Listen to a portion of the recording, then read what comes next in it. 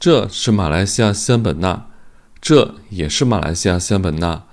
马来西亚仙本那是中国游客最爱的旅行目的地，当地90%以上的游客都是中国人。中国游客对于仙本那的认知是美丽的大海沙滩，各种有趣的海上活动，但当地人对仙本那的认知却是截然相反的。大建在海上的贫民窟，街上各种祈祷要饭的妇女儿童，仙本那是一个冰与火的世界。今天是我们在仙本那的倒数第2天，听说仙本那镇上也有很多贫民窟，这些在海边的贫民窟随处可见，围绕着整个城镇。不少教我们浮潜的巴瑶族潜水教练也生活在这里，他们很多人的月收入只有1000人民币，而很多中国游客居住的水屋一晚就需要1000人民币。但在贫民窟也有很多人正常的生活，这里卖鱼的、卖菜的、卖饭的和镇子里比似乎也没什么区别。离开贫民窟后，我们去体验了中国游客的日常仙本那跳岛游。仙本那的海与沙果然如传说中一般，美得如梦似幻。结束了仙本那这反差强烈的旅行，我们前往此次东南亚旅行的第3个国家文莱。早就听说文莱是个土豪国家，来到这里果然名不虚传。这个国家的一切似乎都不用考量成本，每个工作的人也没有经济压力，在他们脸上我们找到了那个传说中的词平和。这种平和感似乎往往只有在出世的人身上才能看得到，所有人在跟你对视交流时都是平和的，这一点让我们对这个国家充满兴趣。下面和费文涛开始今天的旅行。哇，这当地人感觉吓了一跳啊！这是城管还是警察？像是城管。摆摊的人怎么把东西抓全跑了？对，收走了，你看，这直接就收走了。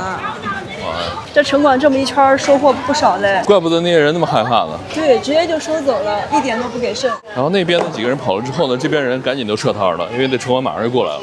哇，这个香蕉好小啊！How much this one？ 8块一个。这一堆8块啊。一个袋子8块。这一袋子8块，也就是14人民币左右。是。它那袋子感觉有2、3斤了，但是我们吃不了太多了。这家生意好好啊，是网红店吗？应该是小红书比较火的店。芒果汁什么的，全是卖东西的。老板。仙本那镇上有很多家这个潜水店。这里是很多潜水爱好者的天堂，这里可以，几个人一起包一艘船，直接会带你到这个海洋的深处去深潜，1v1的教练，然后很多人在这儿考证，所以仙本那这儿其实是有一部分人旅居的，会待很久，因为要考证嘛。这在卖什么？榴莲。哦，榴莲啊！中国人扎堆的地方不是榴莲就是海鲜了。这里的标价有个特点啊，别地儿都是标1公斤，这里直接是1斤，1斤。40马币。40马币。我们终于到码头了，能看到好多那种小船啊，但是看不到渔船在哪边。好臭啊这儿。对，别说了。好多垃圾。我知道了，大家说这个仙本那镇环境差，是不是主要指码头镇？这里确实是太浓郁了。我们离开这儿吧。大家看那个下面的垃圾已经水都冲不动了，看着有多厚啊！反正仙本那跟我们来之前的想象还是有一些的不一样。之前就是看那种很漂亮的图片，那种玻璃海，还有很高端那种水屋啊。然后镇上确实是配套会稍微差一点。大家好，我是狒狒，我们正在背包环游东南亚。现在我们在马来西亚东马的仙本那，今天是我们在仙本那的第7天了，也是最后一天了。明天我们就要离开这里，去下一个国家文莱了。那今天呢，我感冒好的也差不多了，我们报了一个仙本那本地这里的那种跳岛游。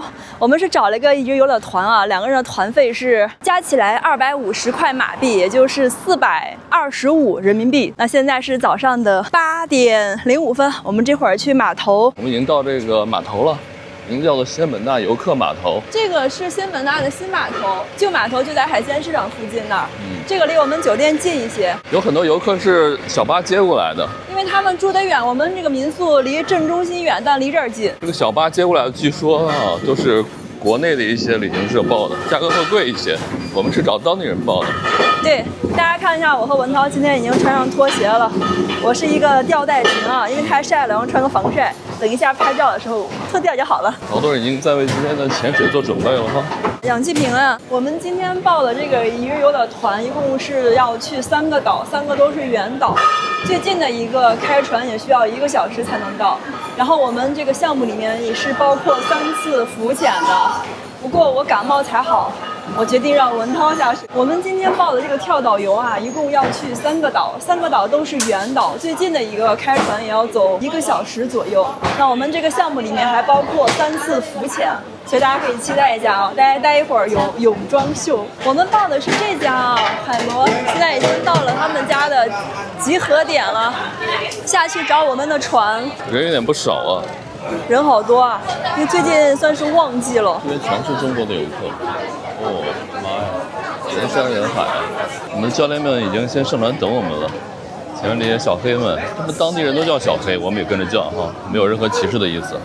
巴瑶族的小伙儿，是我们今天的潜水教练。今天在哪里？满大街。那满大街我给上去了，慢一点啦，慢一点。扶一下你，谢谢。这里有烧。哇，好害怕。Thank you， 谢谢。后面走。好，谢谢。好，谢谢。后面走。这个后面走。这船基本上全都是我们的同胞啊，对，挺好的。仙本那90%都是中国游客，90%。无论你在线上报，100%太夸张了，我还见到1、2个白人。反正无论你在线上报还是在线下的门店报，哪里都是中国游客。你是那个博主吗？我看到你去越南的，哎，对，我超喜欢，谢谢。好幸运，好幸运，今天又收获了1枚现场粉。刚一上船，小黑们开始已经气氛组了。对。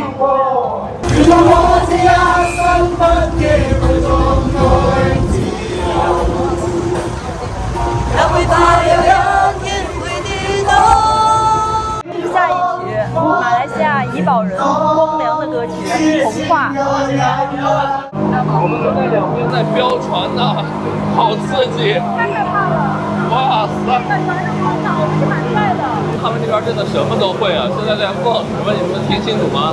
大展宏图啊！我天哪！我咋不会呢？就感觉哈，你看很多人在跳嘛，感觉大家一起都是中国人哈，在分享这种中国流行文化，在国外还特别有意思啊！让我听吧听吧！哇，大家现在看不到这个海超好看，真的漂亮。就是那种果冻啊，咚咚咚，哇，好好看啊！哇，船上的人都在惊叹，仙本那的海确实美啊！带着东西，带着所有东西上岸，然后在这个岛上待20分钟左右。感觉太短了哈。就是给大家拍照的，拍完照之后就开始第一次浮潜了，就在这片水域，很漂亮的水域。有吗？啊，不要不要！我给了一个椰子瓦币。卖椰子的小朋友来了。9瓦币。仙本那海上的市场价是5块一个。这里好美啊，涛哥。这个是那种拖尾沙滩，白沙滩。你看它从那边过来，就像那个婚纱那个长尾巴一样，拖尾沙滩那个叫。大的这个。涛哥。啊，不用了，谢谢。哎呀，语气词都学来了，什么都学会了。是。涛哥，我觉得这里是咱们迄今为止见过最美的海，太美了，就是人太多了。大家看我们的前后左右一圈，我感觉我们在这儿啊，10分钟就会晒出这个肩带印子来。对，真的是太热了这儿。就给宝子上无人机吧。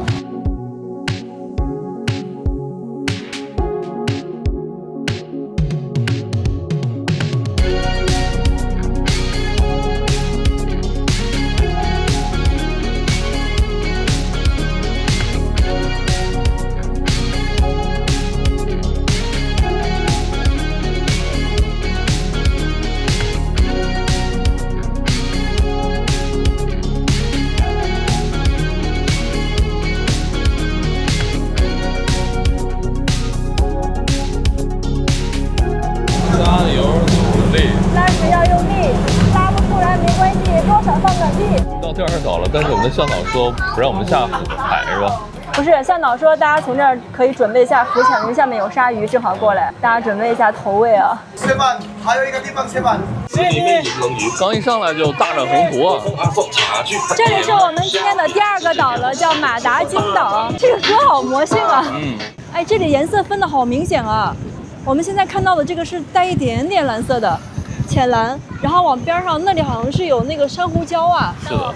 再往里头就变成深蓝了，走到哪里都要大展宏图啊！我们这些潜水小哥哥也不容易，他们都是巴瑶族的人。然后昨天在仙本那镇上，我认识了一位来自西安的潜水教练，他跟我讲啊，说他们店里的这些巴瑶族的潜水教练们1个月的工资只有500马币，然后他们每天带一个我们这种浮潜的学员只能挣5马币。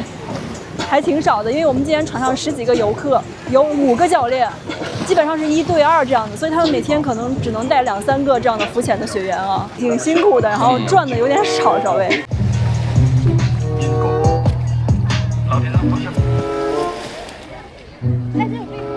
咋了？啊，起满嘴的沙子，我以为它是个水泥台阶，结果我一踩，这是沙子做的，一下子碎掉了，真牛！我的裙子好像都被我摔扯了。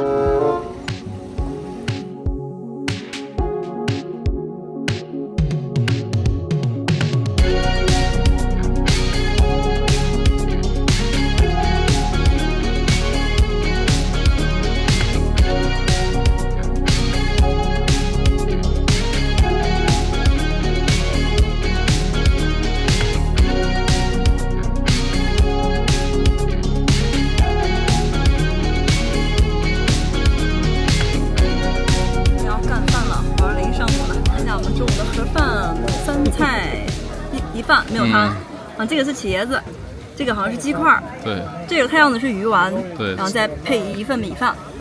最主要的这个盒子看起来一次性的哈，但感觉它是多次利用的，为什么呢？你看这个上面磨的哈，不好说了，他坐船坐过来了，然后边上有一个那个箱子，让他可能碰的吧。行，告诉自己它是一次性的就好了。香不香，超哥？太好吃了。饿了吃啥都香。为什么香？我也特别早上拉了一早上的船，人都快拉废了。我们已经开始浮潜了，船上只剩下4个人了，包括我。我感冒没有完全好，不太敢下去。看看这里就是我们的船上的小伙伴们了，大家都穿的救生衣啊，其实还挺安全的，不会沉下去。就是戴着这个眼罩啊，看一下下面的小鱼啊、珊瑚啊什么的，就这样子。我们派出了文涛为代表去浮潜，文涛带着运动相机，可以拍一下水下的画面。哇，好多鱼啊，跟个大鱼缸一样。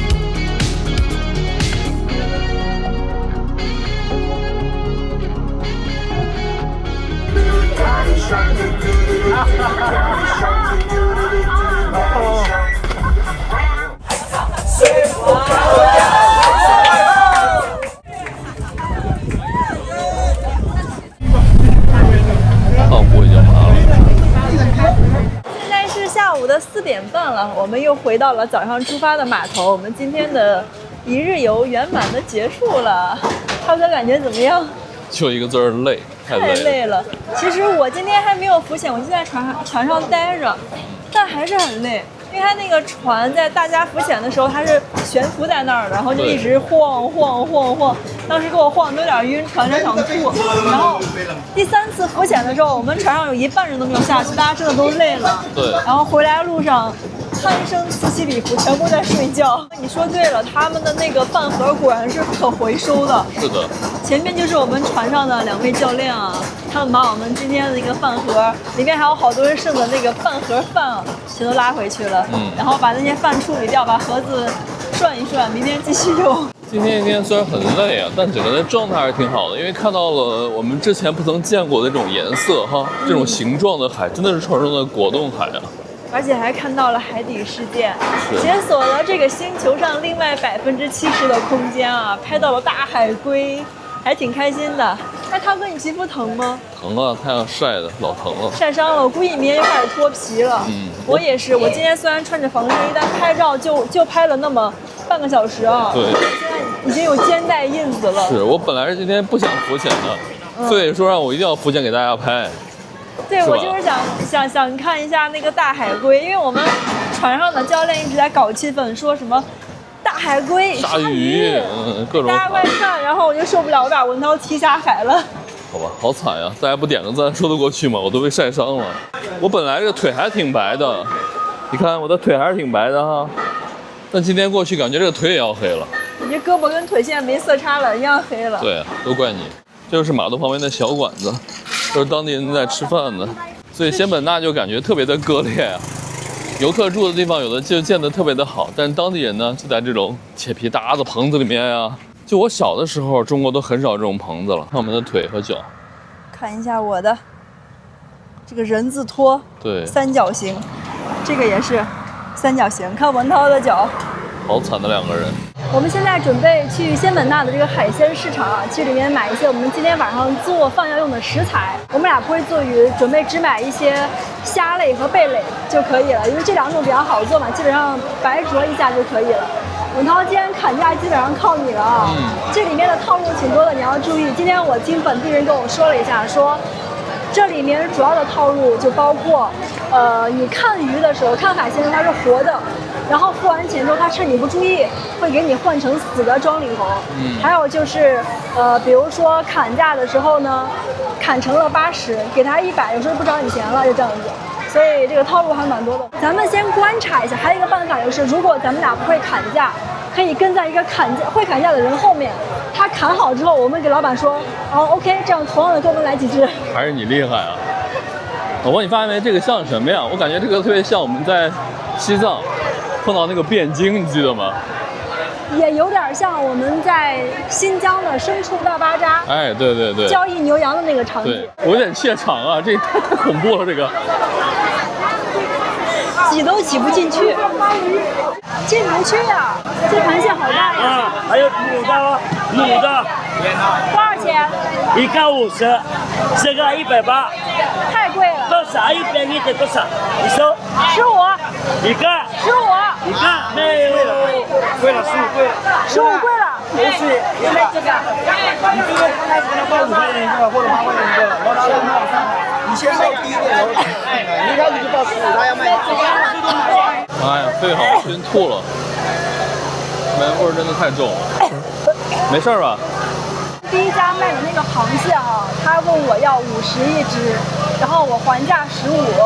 旁边中国小伙跟我说贵了，人家说5块钱就好，对，因为成交价最多15，如果你开始报15，他会往上加的，所以你从5慢慢往上加。对，而且刚才人流把肺往前挤啊，我都跟不上，太恐怖了。这就是中国游客的购买力。走，第2次再看一下，这8个飞母虾要150，太贵了，一个虾20，多少钱？买几个？6个，4个吧，给你6个。多少啊？6个，320。是多少？太贵了。20。没有啊，只贵一个。有包，不是公的。多少钱2个380。300块。2个25。海胆，买几个2个。来告诉我2个多少？这个呢？是你的2个多少我说30，他说35。我们拿2个肉蟹吧。可以。这边还有没有？要母的2个30。我经常来的30。给了，换呀，2个多少？他给我装了7个。怎么感觉还是吃亏了啊？30买了7只母虾。就这个哈。对。我俩的脚已经泡在水里了。我们2个已经从那个喧闹的市场出来了，感觉咋样，贝贝？哇，感觉刚刚打完场仗，我全身都湿透了。第一是这个汗，第二就是那个小商贩啊，不停的往下面弄水。对，我的鞋啊、袜子什么，还有裤子下面都湿透了。是的，这辈子我都不想再来第2趟了。里面真的是完全就是，你觉得自己不管多少钱成交，都感觉被宰了那种。哪怕你说的钱已经很低了，只要对方很爽快的同意，你觉得啊，完了被宰了。对。就感觉价格非常不透明，他们刚开始那个价格会要到好多倍，然后大家砍的时候不要对半砍，就1折去砍，要200要往20砍。大家看我们买这些东西基本上都是以1折到2折的价格成交的。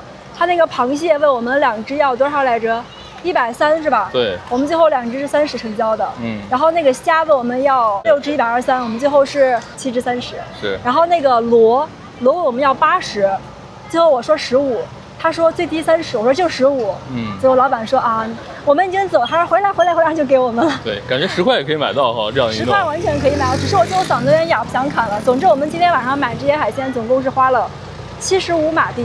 也就是123的样子，不过这2个螃蟹很大，都是母蟹。好了，我们回去做海鲜喽。买了2个螃蟹，一个螃蟹已经臭了，所以仙本那的海鲜市场啊，真的是套路太多了，根本就防不住。好久没有下过厨了，怎么样？这个 look 像不像我在家里的造型？厨娘服。旁边环顾了几只猫。是老板捡的流浪猫，然后这个是我们下午在镇上买的一个酱油，这个是酱青啊，我们就因为都是清蒸和白灼的，所以我们就蘸酱油吃就好了。其实我们下午去那个海鲜市场啊，明知道去那儿买不会太便宜，然后回来再加工挺麻烦的，但就是想体验一下这里本地市场上砍价那种乐趣啊，玩了一下。不过大家如果以后来只是单纯想吃海鲜的话，我真的比较推荐大家直接去海鲜餐厅里去吃，因为餐厅老板他们绝对不会给你上死蟹啊、臭蟹啊这样子，然后价格和你去市场买再加加工费是差不多的。说不定还要便宜一些。对，先来尝一个我买的这个虎虾哈，这个虾其实还挺大的，你看，因为它现在已经弯曲了，它直着的时候比我的手是要长的，只能这样大家看一下了。挺大一只，算大的，不过确实也不便宜，因为这个地方我们砍价不是很有经验。是，如果有经验的同学们过来哦，我觉得可以7只虾砍到20，太狠了吧，是吧？可以的，这边砍价就要往死里砍。对，因为你不知道还有什么套路等着你。对，只能在价格上稍微。他开口要价的时候太狠了，哪有那种价？2只螃蟹问你要180。涛哥尝一下这个虾，我给你剥的。这为了拍视频也是拼了呀，居然给我剥虾。怎么扮演一下贤妻良母的人设是吗？啊，这个螃蟹确实我当时没有洗得太干净，因为这个螃蟹它都是红树林里头的，然后我应该把钳子好好刷一下的。这个还可以，当然这个钳子就有点恶心，有点埋汰了。我们要出发啦，离开了仙本那住了8天的民宿，门口就是我们可爱的前台姐姐和老板。还挺难舍的哈，涛哥，这个地方待了这么久了。我们现在已经坐上了从仙本那镇去往斗湖机场的小面包车了，就是上白下绿的那一种啊。这个是我们民宿的老板帮我们订的，一个人是30马币。那我们今天就正式的离开仙本那了。其实在这儿待了8天，还挺难舍的啊。虽然说镇子上的环境确实有一些的不是那么的完美。但是在这里住了这么多天，然后碰到的人，包括我们住的地方的住户啊，还有老板啊，还有那里面工作的这些姐姐妹妹们，大家都处得蛮好的。对，真的是有一些难舍，是吧，涛哥？是的。那我们今天呢目标其实是文莱，不过呢从斗湖机场去文莱的斯里巴加湾是没有直飞的航班的，因为斗湖是个小机场嘛，所以我们需要先从斗湖坐到亚庇，再从亚庇去斯里巴加湾。那今天我们的第一班的飞机是下午的3点15分，然后大概4点多到亚庇。不过呢，它延误了半小时，可能5点能到亚庇。然后我们第2程呢是从晚上的9点开始飞，飞到大概9点50吧，因为很近嘛，也就飞半个小时。10点前我们就到达文莱了，我们本次旅行的第3个国家。在路边有非常多的乞讨的孩子，真的是8瑶族的小孩。我们在仙本那镇这几天，真是见到了无数乞讨的孩子。对，所以说真的有一部分人啊，他们是没有国籍的。对，这个地方是我们到达马来西亚之后啊，碰到的这个乞讨小孩最多的。然后这里也是我们这一趟旅行中碰到的，就当地的工资水平算最低的。因为在这里啊，这个潜水俱乐部的8瑶族的教练1个月也就500-600块，不到1000马币，其实还是挺紧张的啊。其实我们马来西亚东马还有一个州没有去，就是沙捞越。我们会在文莱结束之后再去沙捞越，因为文莱正好在沙巴和沙捞越的中间。那我们的这个航线啊，不断的转机的话，其实是先飞文莱会方便一点。街头全部都是中国游客的身影啊，还有本地的各种8瑶族啊、马来族的。刚才过去2个西方游客在这边非常的罕见。堵车了，堵车了。经过了1个半小时的旅程呢，我们到斗湖机场了。这个机场真的不大，特别小一点点。我们现在继续打我们的登机牌，轻车熟路。我们这是第3次坐亚航的飞机了，越来越轻车熟路啊！今天我们5分钟完成所有的手续，自助值机、自助托运。在这儿点个300克的价格，大概一个小份的，我们要了个鸡煲哈，多少钱？16马币。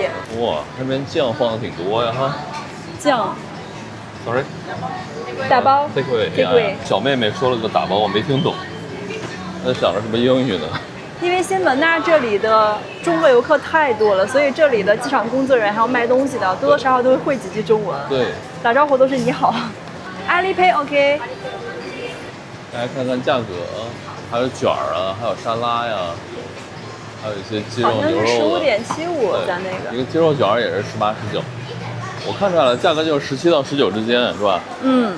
走吧，我们现在去安检，因为进了这个安检厅之后啊，里面就没有吃的了，等在外面买好再进去。我们已经过完安检，现在到达候机大厅了啊！大家看这个斗湖机场有多小，那里就是安检口，然后进来之后呢，候机大厅就这么一小片，然后整个的机场啊，机场大屏就是绑在柱子上的那一个大概30多英寸的一个小电视。要机场小屏吗？我刚一回来就发现飞宇在偷吃我的鸡肉卷儿。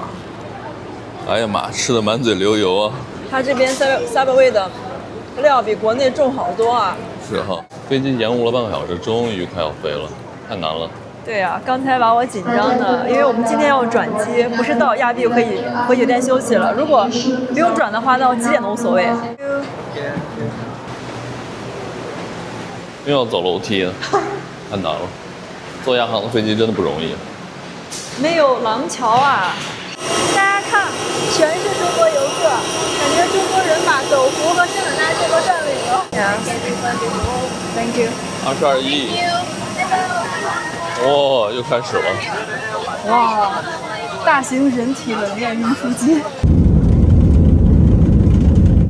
打开遮光板，基本电。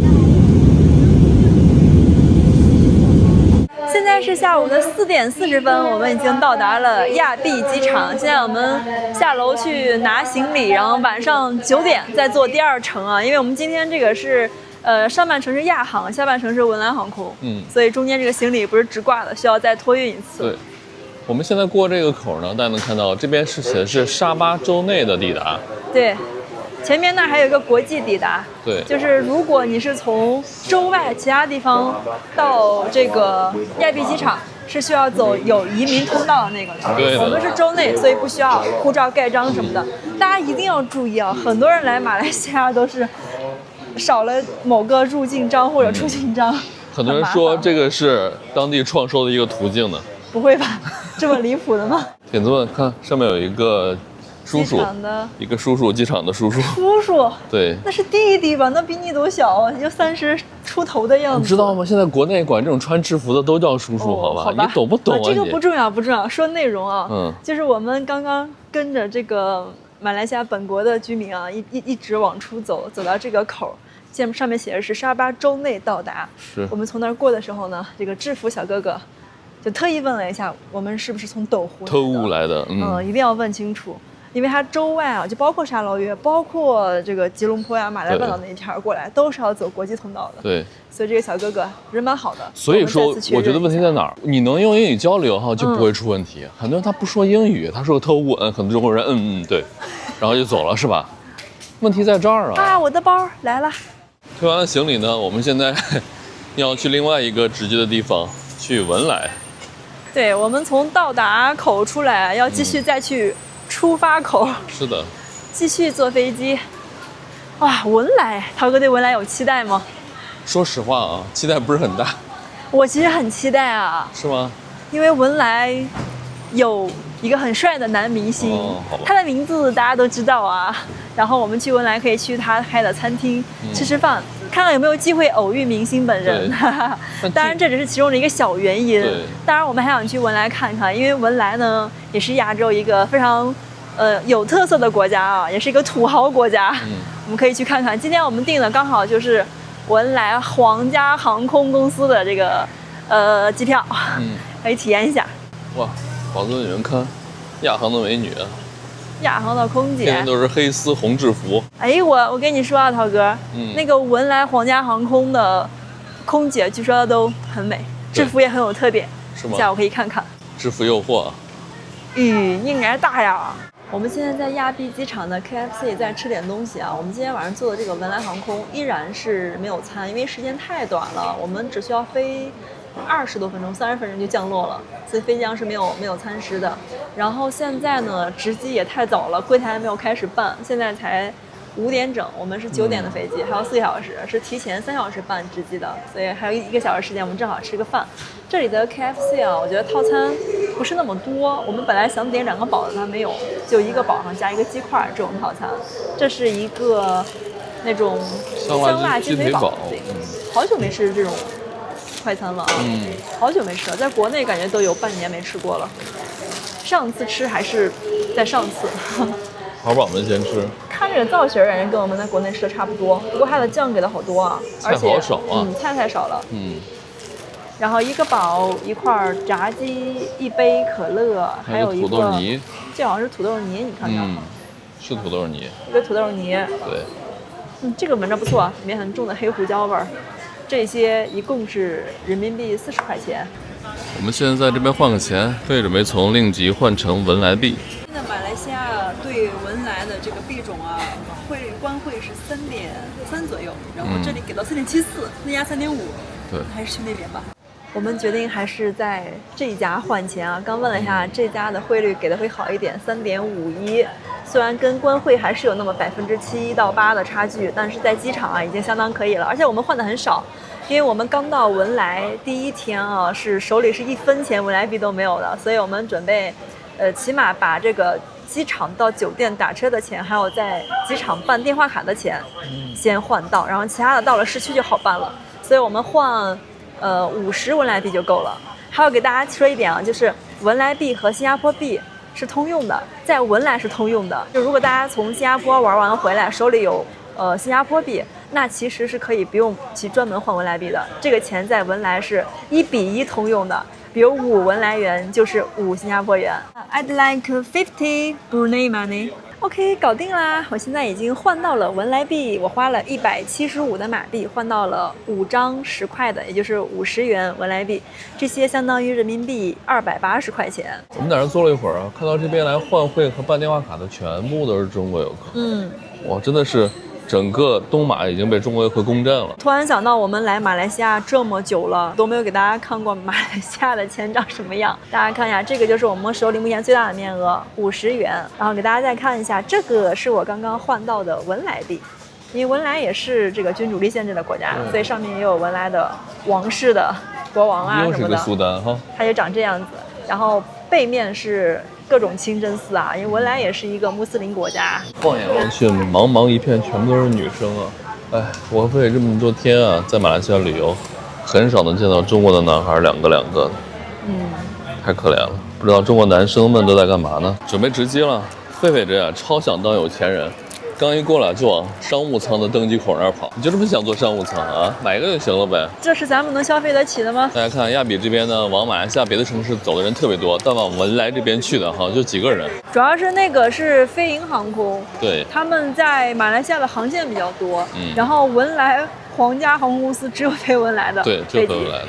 所以这里的人很少，即使是经济舱，我们前面只排了2个人，对，很快就到我们了。我们这次没有买返程机票，因为我们打算从文莱陆路再去东马的沙捞越。Passport? Yes. Brunei. How many days in Brunei? Maybe 3 or 4 days. After Brunei, where do you go? Mili. Yes. Do you have the ticket already? We plan visit Mili by bus. Bus? Yeah. Do you have the bus ticket? No. 值机呢，然后这个柜台小姐姐问了我们很多问题啊，返程机票什么的，然后旁边有几位文莱的华人，好热情啊，他问我们需不需要帮忙什么的。因为文莱现在对中国是免签的政策嘛，所以基本不需要准备什么材料。对，就这2位，哎，特别的好。这个问一下，那个沙捞越怎么说？你们那边这边沙捞越怎么说？Sarawak 啊 ，Sarawak 哦，好，谢谢。我们终于办好值机和托运手续了。本来我以为会很简单啊，其实柜台问的还蛮多的。因为现在呢，文莱对中国的这个游客啊是免签政策，可以免签证入境文莱14天。那刚才呢，他就主要查的是我们在文莱期间的这个住宿订单，还有返程机票。住宿单我们订过了。但返程票没有，因为我们是打算从文莱陆路再去东马的沙捞越，就米里那边，还有古晋那里。然后他就针对这个问题跟我们就确认了一下，我们大概待几天，玩几天。其实主要就是衡量一下你有没有滞留的这个风险。对。然后最后就是多问了一些问题，最后还让我们过来了。等一下我们到了这个四里八家湾之后，可能文莱移民局也会有类似的这样一些问询吧。我觉得如果是正常的飞进飞出，他们可能就不会有这么多。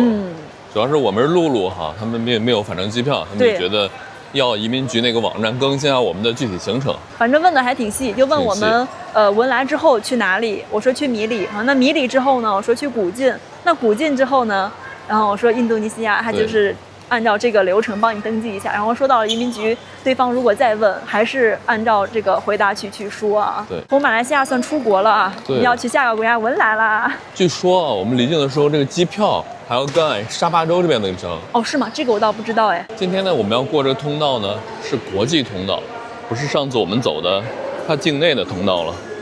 就这个大家能看到啊，国际。半岛沙捞越，大家来这还是要多注意啊！我们在国内只有什么国内和国际，这里有州内，跨州和跨国这种，还挺复杂的。安检了，安检了。我们现在已经到了登机口了。刚刚我们已经过了马来西亚的出境的一个移民局。给大家提醒一点，就是如果大家从沙巴州这里出境的话，一定要注意，2个地方都要盖章，一个是护照上要盖个离境章，另外就是机票上也要盖离境章。等一下呢，在登机口那儿登机的时候，会有人专门检查机票上有没有盖离境章。它这个文莱航空啊，它名字全名叫什么？老婆你知道吗？叫文莱皇家航空。所以你看这个票，有皇家那种感觉。这个全称叫做 Royal Brunei。涛哥，你知道我们今天坐这2程飞机一共花了多少机票钱吗？我买的你都不知道吧？不知道。我们一共花了2个人是1300多。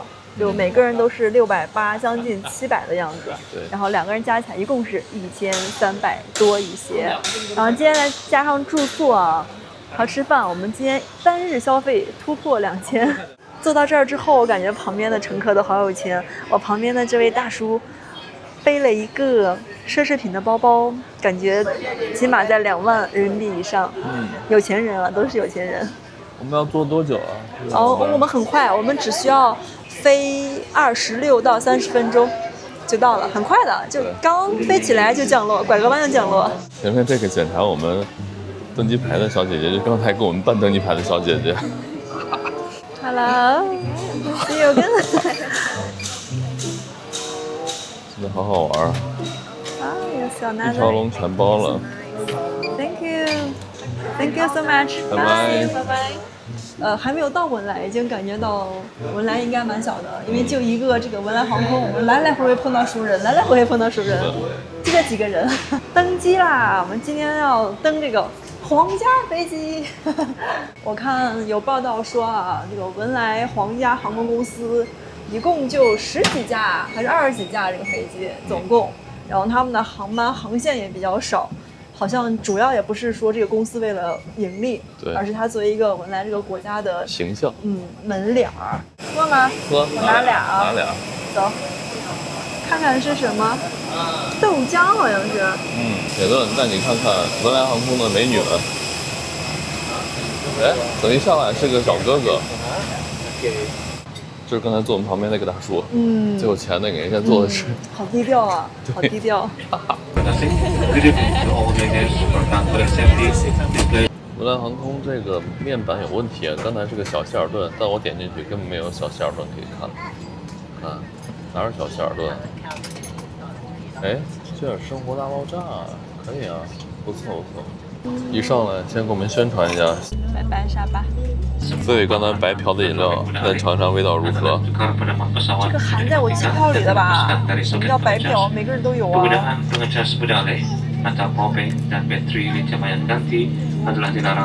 盐豆浆。电影也不错呀，沙丘、海王，还有蝙蝠侠，真不错。哇，要起飞了！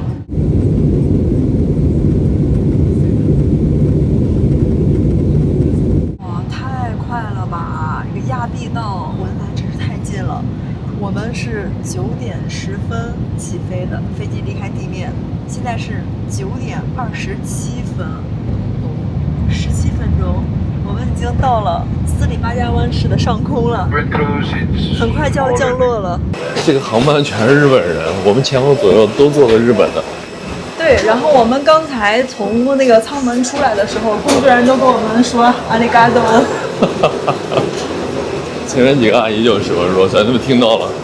可能他们分不清我们的长相，觉得我们走在一起，我们都是一个国家的。对，好像日本旅游团，你看对，他们在这集合呢，一起是过海关。果然是高级啊，有钱的国家呀，真的是土豪。我进这感觉跟进了太空舱一样，是吧？嗯，啊，这些冷气还挺冷的。嗯。啊，今天我们为什么走这么快啊？平时我们过关都是不着急，慢慢的。今天是因为我们的酒店安排了接送机的服务，然后司机可能这个点儿已经到了，所以我们会比较着急的去过海关，然后办电话卡，然后出去找司机。因为我们要出太晚的话，司机可能就回去了。原来这里打车还挺贵的，从这里到我们酒店可能需要大概20文莱币，也就是100多人民币，其实只有9公里。所以我们尽量能坐酒店的这个接机的车哦。有没有感觉坐这个文莱航空啊，上面的空乘人员会平和很多，是吧？对，我感觉这里人比较少，然后工作也不卷，整个文莱全国就40多万人口，是，大家干啥都比较的休闲一些。前面就是海关。我们已经丝滑入境文莱了。刚刚这个文莱的移民局这里啥都没问，就是录指纹、拍照过。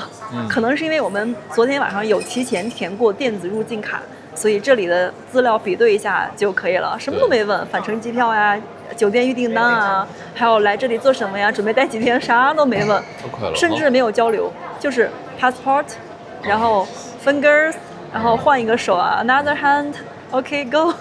结束了。现在我们去办一张文莱的电话卡，这个电话卡叫 DST 啊，这是文莱的一个运营商。其实这个里面好像有好几家都可以办电话卡，但是好像都下班了，因为这会儿已经是晚上的10点整了，只有这家开门。然后隔壁有家换钱的，但是也已经下班了。幸好我们在亚币换了一些文莱币啊，不然到这之后电话卡也办不了。看看都有什么套餐，这个好像是30天有效期，但只有8G。我们现在在 DST 这家排队准备办电话卡，大家看对面还有一家运营商，好像叫 Imagine。刚才过去那边问了一下他们家这个电话卡的情况，然后呢，这个员工又非常松弛的告诉我说，如果你是来旅游的话，你去对面办就好了。然后他们呢是比较适合长期待在这生活和工作的，就感觉这里人做生意都太不卷了，就直接顾客来了说你去对面办，那边套餐比较适合你。然后我们在这儿现在排一下，这里办这个电话卡其实还是手续挺复杂的，他要拿你的护照去实名认证，然后再一个个激活。现在我们的前面其实只有2个人，但是他们已经办了10多分钟了，感觉手续还是挺麻烦的啊。我们现在已经办好手机卡了，我现在4G 满格。价格它是1个月的有效期，然后是10文莱币，也就是人民币大概56块钱吧。是。然后是有8G 的流量。对。那刚刚我们在这办卡的时候还碰到了西安的老乡，是一对父子，也是来旅游的。他们没有换钱，他们现在是兜里1毛钱都没有，然后也没有带 Visa 或那个万事达，只带了银联，这里又不能刷银联卡，所以我们就把为数不多的，我们其实只换了50文莱币，但是我们给他们匀了10块。老乡嘛哈。老乡对。那现在我们兜里还剩下了30文莱币，我们现在出去看看我们的司机在不在等我们。我们的司机在这儿。哦，是吗？嗯。你怎么知道的？哦 ，yes yes。Yeah. Thank you. Yes. 啊，太巧了。Thank you. 啊，太棒了。Sorry, we have little late. Sorry. To buy a SIM card. Yeah.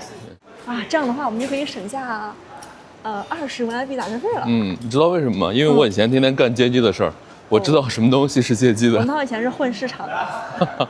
这个文莱的机场真的是安静哈。对，刚才碰到2个越南女孩没说呢。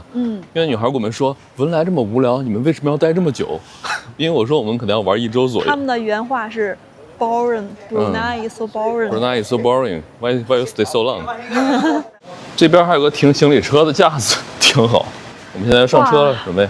对文莱的第一印象非常好啊，这里很干净。Thank you, thank you. 这么大个车就结我们2个人啊。对。Thank you. Thank you. 文莱是一个很干净的城市，机场这里人又少，然后路又很宽，地面也很干净，而且这里的人感觉就每个人都很松弛，对，真的是，然后很热心。是，就讲这边人都笑盈盈的好，包括空姐那个状态，就是他既在工作中，但是又没有带着那种班味儿。对，不知道大家能理解吗 ？In Brunei, everyone got a car, maybe 2 or 3 cars, right? My friend, Yeah. she's working in the hotel. Yeah. He's on. He's still single, not Yeah. yet married. Yeah. He have 5 cars. You guys are so rich. Yeah, so rich. And actually, you know, in Brunei, a lot of people using car. Yes. Only less people use the motorbike. Wow. Yeah, yeah. Yeah. You know why? Because the car insurance is more cheaper than the motorbike insurance. Oh. That's why a lot of Bruneians only buy cars. Ah. So, Yeah. so brother, in this city, in your city, so what's the average salary? So What's the average salary for people? in Brunei, Yeah, Yeah. I don't know, sir, but if you're working with the government, Yeah. some will get like, it depends. Like if you're working in the army, Yeah. you'll get like 2, 3, 4,000, like that, 5,000. Oh. More than 10,000 also have, but if the high rank. Very Wow, high. 10,000. Yeah, even you're working in the hospital, Yeah. Yeah. more than 5,000 like that. Oh, Oh. very Yeah. high. Let's say like foreigner. Yeah. I'm Bruneian, Yeah. but my wife is Filipino. Ah. She's working here as a nurse, the Yeah. plastic surgery. Yes. Yeah, it's very like it's nearly 5,000. Oh. 5,000. Very Yeah, high my wife is salary. very- Oh. Yeah, Wow. Yeah.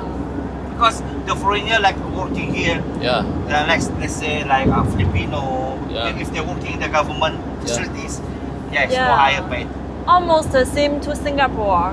Yeah. But I heard Singapore is like they good payment. They have good pay, but the only thing is, like renting a house, like Yeah. by buying food, Yes. Yes. it's more expensive there. Yeah. Yeah, That's yeah, what yeah. they say. Everything is cheaper. Yeah, expensive. it's, Yeah. so this is the one, sir, the Jami Asri, the Oh. biggest mosque in Brunei. 清真寺哎 That，is belong to our Sultan. 清真寺怎么说来着 Mosque.？Mosque。 Mosque. Mosque。 We call masjid. Masjid. Masjid. Yeah. In That's Chi- where the Muslim people pray. Yeah. Yeah. In China we call it 清真寺. Chichen Yeah, 清真寺. 清真寺。 Chinese.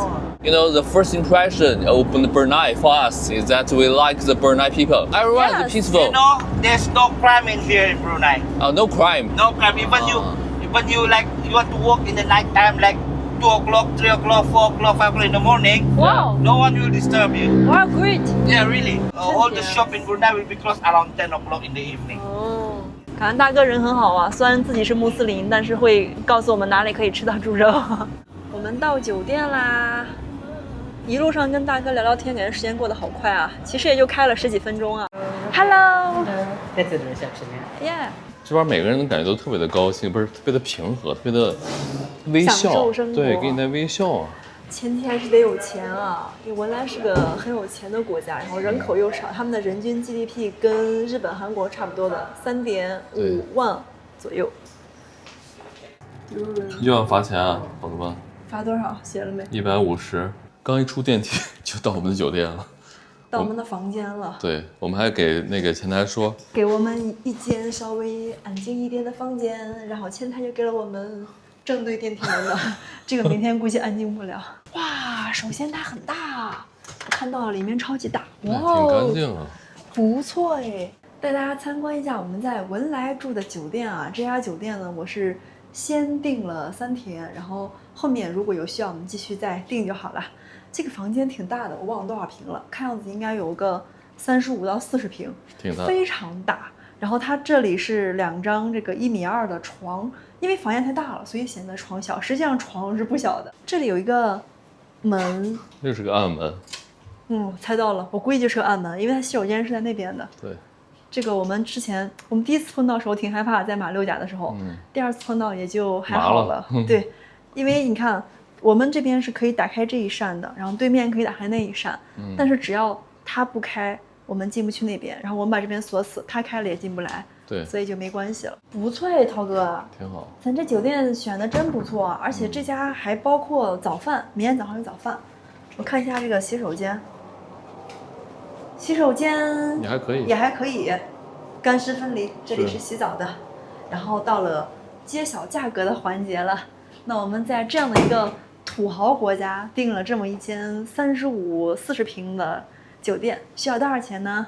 而且这家还在市中心啊。直接揭晓答案，300块钱，我们订了3天，一共花了910多块钱。怎么样，涛哥，挺满意的吧？最主要是我到这个国家之后啊，这种感觉，这种状态特别好，每个人都是那种心平气和，很安静。所以我就说，我们今天其实是从早到晚赶了1天的路，很累。我们从仙本那镇坐了1个半小时的车，先到了斗湖机场，从斗湖机场呢又坐了40分钟的飞机到了亚庇。从亚庇呢转机又等了4个多小时，将近5个小时，再坐飞机到文莱，然后到了文莱之后呢，我们又去过海关，办手机卡，再出来坐车到酒店，真的是从早上的9点多起床吧，到现在已经10点40了，我们已经折腾了1个对时了。但是到这之后，你突然觉得慢下来了，而且整个人静下来了，是不错，涛哥，我们在这里好好的享受一下我们在文莱的假期吧。